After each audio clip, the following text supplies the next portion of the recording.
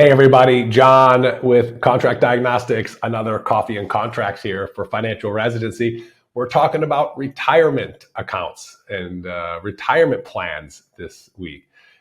We had a question on how do you handle them? How do you discuss them? How do you look at them?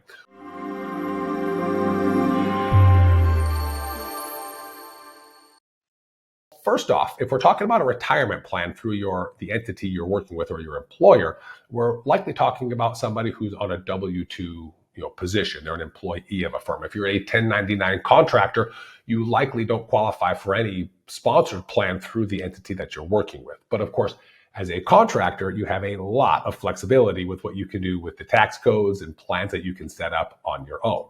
Now, if you're working for somebody, you have a W-2 job, most likely they'll offer a 401k. Of course, there's many other vehicles out there, 403bs, and lots of different other vehicles that you could participate in.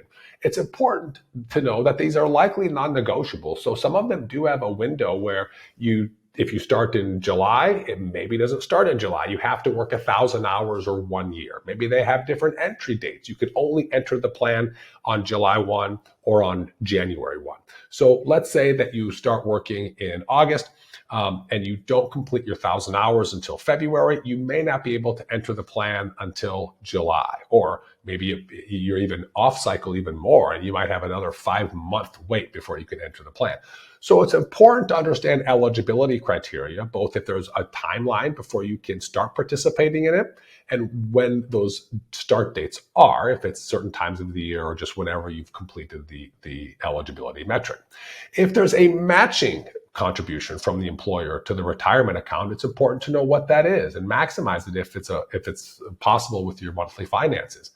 It is, however, important to know if the matching contributions from the employer, if it invests for you in a cliff fashion. So do you get all their contributions the day they start putting them in? Does it vest over 5 years? And if so, is it a cliff fashion, meaning it's 0%, 0%, 0%, 0%, 100%?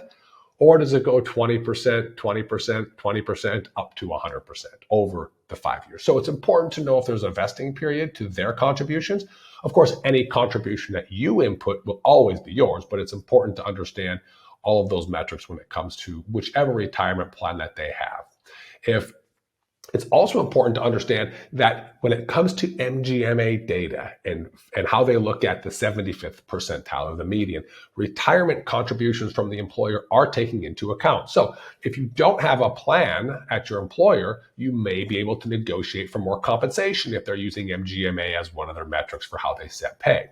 If you have a $50,000 annual contribution and you're trying to get a raise and they're telling you that they just can't, they may be honest with you because the $50,000 that they're contributing to your retirement every year plays into your total compensation or TCC for what would be considered the MGMA data if that's what they're using. So there's a lot of moving pieces with retirement accounts. It's important that you have a qualified advisor on your team to make sure that they help you take full advantage of it, and then not just allocate money, but of course make sure that it's going to the right places with the right market conditions. So, which of course we don't do financial planning here, we do contract review. So if we can help you with a contract review, understanding any benefit policies, retirement or otherwise, reach out to us here at Contract Diagnostics.